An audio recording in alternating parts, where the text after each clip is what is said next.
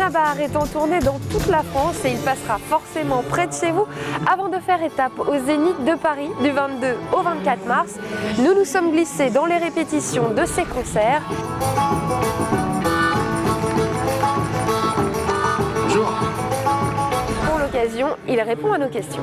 Après la musique, place au cinéma avec Gaël Golen de Première.fr qui viendra nous parler du film Possession d'Éric Guirado, un film inspiré d'un fait divers.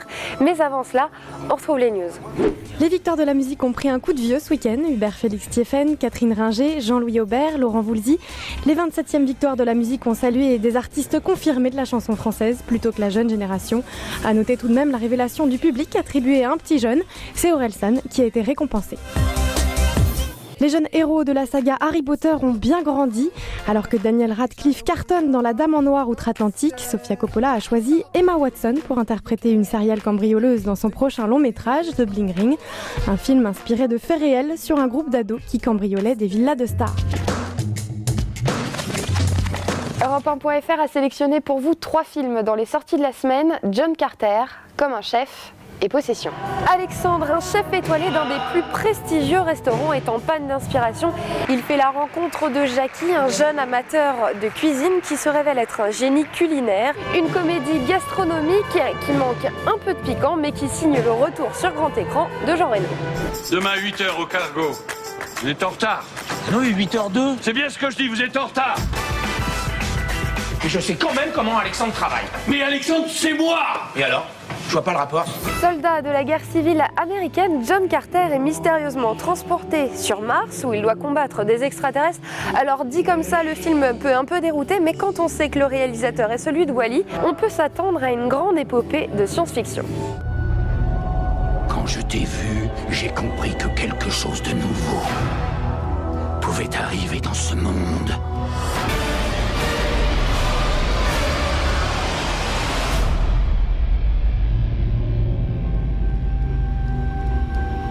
Possession s'inspire d'un fait divers, l'affaire Flactif qui a secoué la France en avril 2003. Un riche promoteur immobilier, sa femme et leurs enfants sont assassinés par un couple dont ils sont les propriétaires. Gaël Golen, bonjour. Bonjour. Alors, entre son rôle de Claude François dans le film Clo-Clo et là son interprétation de Jérémy Régnier nous montre vraiment sa facilité à se plonger comme ça dans des personnages ou personnalités très différentes. Oui, tout à fait. C'est un acteur, on le sait depuis longtemps maintenant, mais c'est un acteur qui a une palette très large. Il a commencé chez les Dardenne, chez les frères Dardenne, donc dans le cinéma très naturaliste. Et puis il a eu très vite une trajectoire qui l'a emmené vers d'autres territoires, quoi. Il a quitté le cinéma des frères Dardenne pour aller dans des fantasmes de cinéma. C'était Le Pacte des loups. Récemment encore, on l'a vu dans Potiche aussi, où il était formidable. Voilà. Et puis cette année, j'ai l'impression qu'il se passe quelque chose autour de Jérémy Régnier, quoi. Ça peut vraiment être son année. Il est en train de prendre du pente de coffre et c'est justice en fait, parce que je pense encore que c'est un très grand comédien.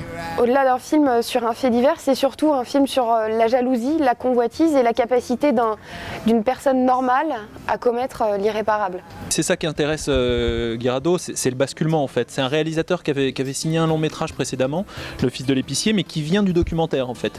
Et ça se voit dans le film, c'est-à-dire qu'on voit bien que ce qu'il accumule et ce qu'il observe presque de manière clinique, c'est des situations et une espèce de juxtaposition des scènes, voilà, où le gouffre entre la vie des riches et puis la vie banale, presque un peu grise de ce couple sans beaucoup d'argent. C'est ce gouffre-là qui l'intéresse. C'est pas un thriller, c'est vraiment un film social et c'est vraiment un film sur la cupidité et la jalousie qu'elle peut entraîner et les extrêmes dans lequel un homme peut basculer quand il est face à ça. Merci Gaël, et on retrouve maintenant Benabar qui est en tournée en ce moment dans toute la France. Il a pris quelques minutes pour répondre à nos questions.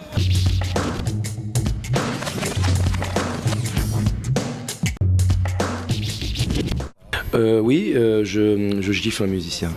Toujours. Je donne une grande tarte dans la gueule, un musicien. J'ai plein de petits rituels. Je touche du bois, j'embrasse ma médaille, je m'habille, je mets un peu de maquillage, même si ça se voit pas, il part au bout de 5 minutes parce que je me frotte, mais c'est ces petits trucs de passage de la vie normale à la vie de scène. J'ai plein de petits trucs.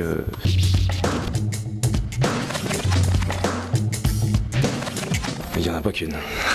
Il y en a des cartons entiers de chansons que j'aurais rêvé écrire. Je pourrais t'en citer Le bar de l'hôtel de Raphaël, une chanson pour laquelle j'ai une vénération. Je t'ai même pas dit de Vincent Delerme. J'ai quasiment la totalité des chansons de la Grande Sophie, quasiment la totalité des chansons de Brel et de Brassens. Donc ça en fait, ce serait.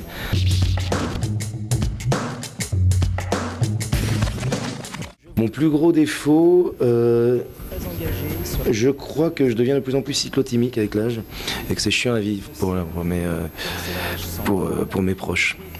Le côté très euphorique, désespéré, avoir envie de me jeter par la fenêtre et puis 2 heures après avoir envie d'inviter les copains pour faire une Java. Ça, je pense que c'est vraiment un défaut. Enfin, en même temps, j'essaye de lutter contre, mais je crois que ça, c'est un défaut pour mes proches. Ouais.